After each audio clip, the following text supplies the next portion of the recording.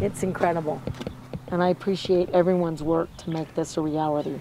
Governor Michelle Lujan Grisham paid a visit to the Angel Fire State Veterans Cemetery and the adjacent Vietnam Veterans Memorial on June 28, 2021. This is one of my favorite places to be, and it is really an appropriate recognition and tribute to so many of our New Mexico families. It's incredible. The 10-acre cemetery, managed by the New Mexico Department of Veterans Services, opened in the spring of 2020. But the COVID-19 pandemic canceled a scheduled opening ceremony. This is so hard. So the governor placed roses atop headstones of veterans and spouses laid to rest to honor their service for our country and christen the cemetery.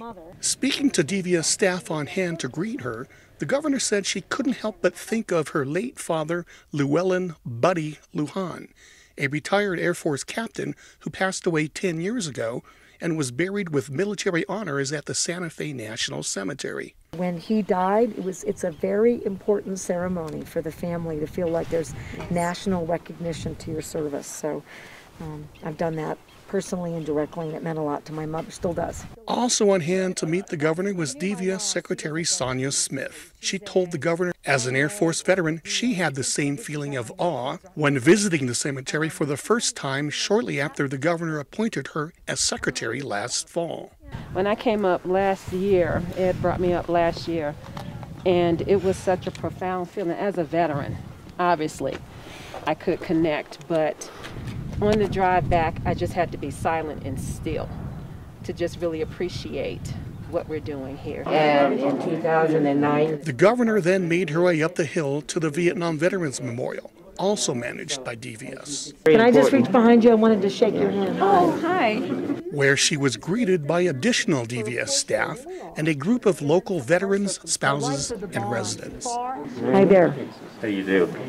Thank you so much for coming. Thank you for being here, and thank you very much for your service to our country. The memorial was built by Albuquerque residents Victor and Jean Westfall as a tribute to their son, U.S. Marine Lieutenant David Westfall, who along with 16 other Marines were killed in action by North Vietnamese forces on May 22, 1968, outside Con Thien, South Vietnam.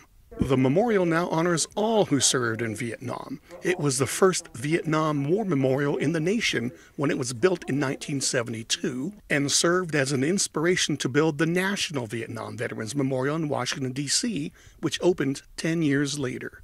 Funds are building a replica of the Vietnam War Memorial here. The governor was shown a rendition of a replica of the National Vietnam Wall to be built here at the Angel Fire Memorial. Like the National Wall, this replica will have the names of the 58,282 American service members killed in the Vietnam War, including 398 from New Mexico. It's a pretty amazing situation given the fact that we were the impetus for the National Monument, and now we get to do full circle. we do have our capture room. These are all items that the veterans captured from the North Vietnamese and brought back as souvenirs, and they donate them all to us. There are more than 2,000 photos and artifacts on display at the memorial, including some in a wing dedicated to women who served in Vietnam, a fact many Americans are not aware of. 56 women killed in Vietnam, along with 8 military women that were killed in Vietnam, and this is a listing and files of all of their stories. The governor, who was clearly moved by her visit, called it an amazing learning experience. This is the original model that went to D.C. And that flag walked from here to D.C. when they dedicated I that. don't know about the flag story. We walked it to D.C.? Yes. Before departing, she met with more veterans and visitors, promising to return for the dedication of the replica wall, which, if all goes as planned, should be sometime next fall.